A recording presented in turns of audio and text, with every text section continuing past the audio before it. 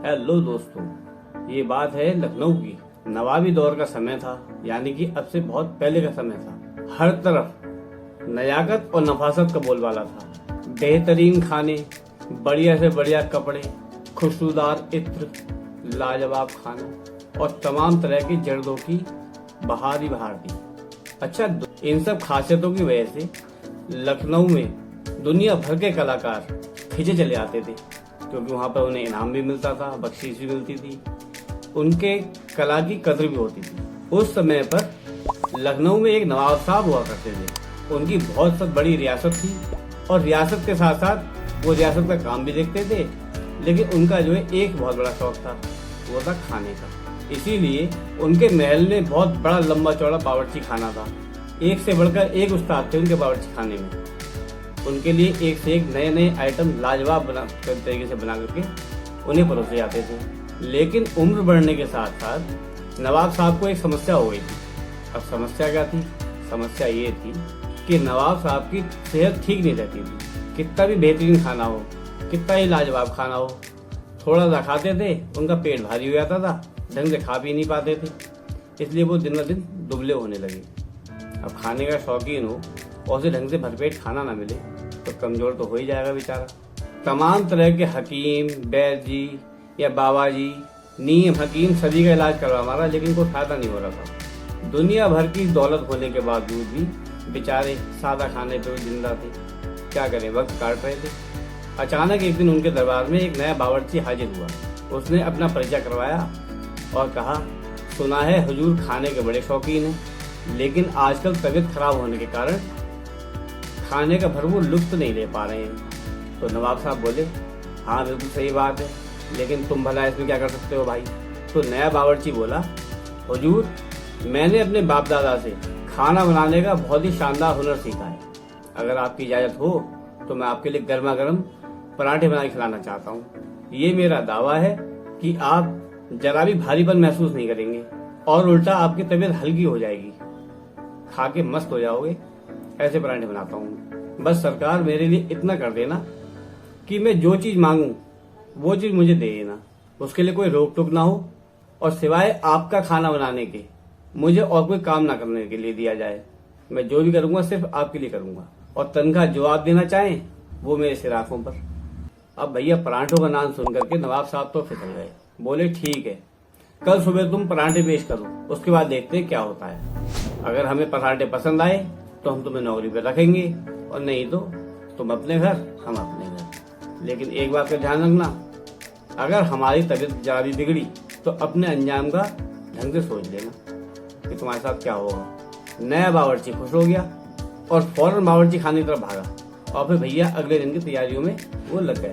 अच्छा, दूसरे दिन को सुबह हुई, नवाब साहब को पराठे पेश किए गए, लेकिन पराठों के साथ कुछ खाने के लिए कुछ था नहीं। तो नवाब साहब बोले, अरे भाई कुछ सालन वगैरह साग सब्जी कुछ लेके आओगे नहीं लाओगे? ये मैं ऐसे सूखे पराठे कैसे खा लूं?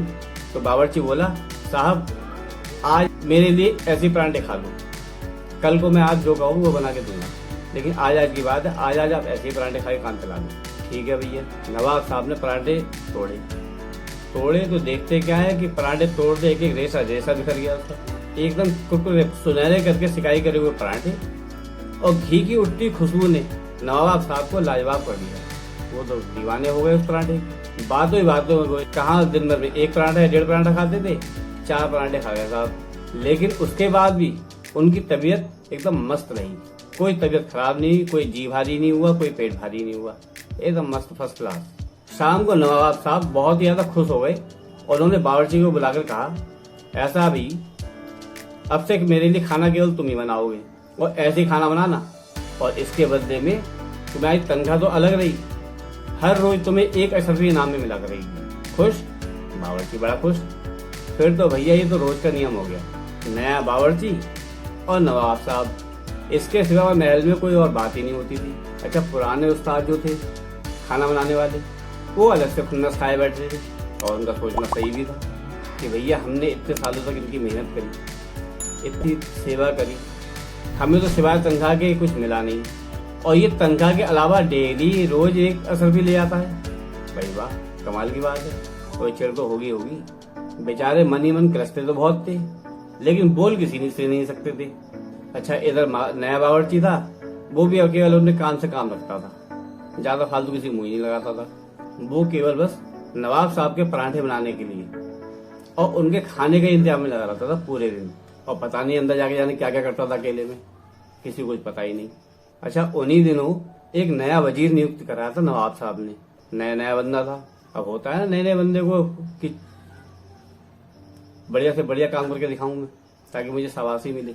उस नए वजीर का काम बावर्ची खाने को देखना और भंडार गृह का लेखा जोखा रखना, बस उसका यही काम था। भाई नया नया था, ज्यादा काम दिया नहीं था। पुराने उस्ताद बावर्ची जितने भी थे, उन लोगों ने एक दिन उसके कान भर दिए। उस नए वजीर ने उन पुराने उस्तादों की बातों की तस्दीक करने की सोची। उसने हिसाब मिलाया तो देखा डेली नया बावर्ची 1 मन यानी कि 40 किलो शुद्ध देसी घी लेकर के चला जाता है। नए वजीर को बड़ी हैरत हुई। उन्होंने, यार ये क्या चक्कर है भाई, रोज के रोज 40 किलो घी, देसी घी, वो भी शुद्ध देसी घी। अबे करता क्या है भाई इसका।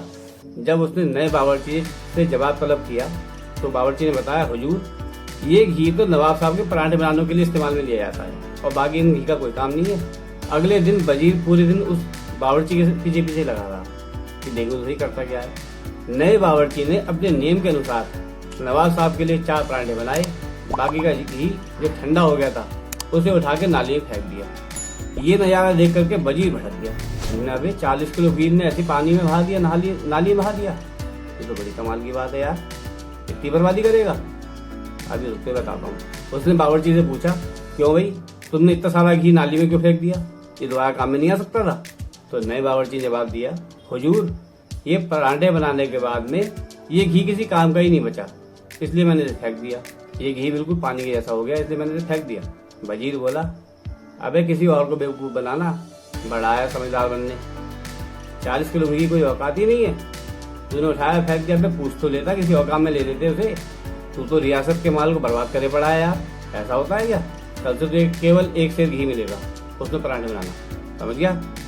आया बड़ा घी बर्बाद करने वाला, 40 किलो घी बर्बाद कर देता है।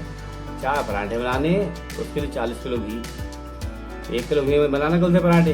अच्छा, अगले दिन सवेरे नवाब साहब बैठे खाना खाने के लिए, तो खाना खाने में पराठे में उन्हें वो लज्जत नहीं आई। दोपहर तक उनकी तबीयत भी ढीली होने लगी, पेट भी भारी हो गया।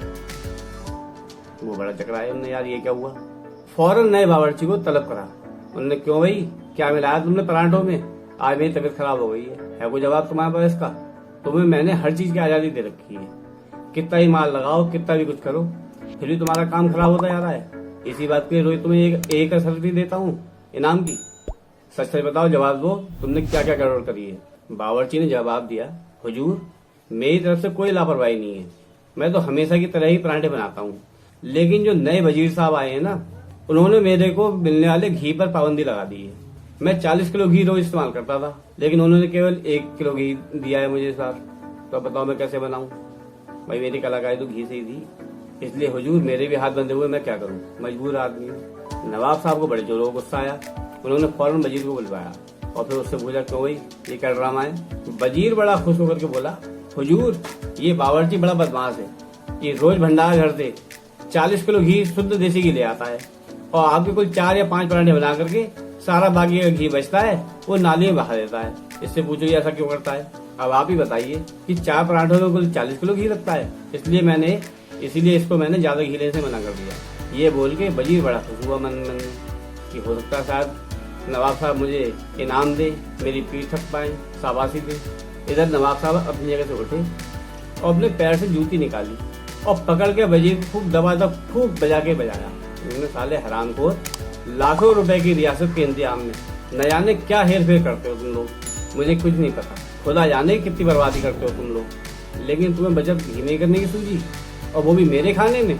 निकल जाओ यहाँ से, इससे पहले कि मैं तुम्हारा सिर कटवा दूं, भाग यहाँ से। बस भैया फिर क्या था, मियाँ वजीर अपनी जान बचा के वहां से सिर पे पैर रख के भागे।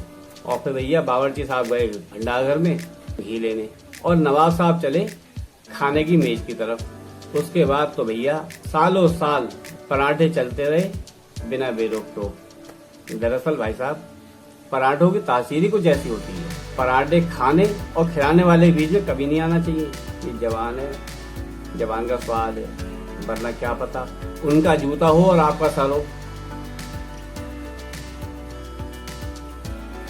तो दोस्तों, कैसी लगी आपको वीडियो पसंद आई हो तो प्लीज लाइक करें, कमेंट करें, शेयर करें।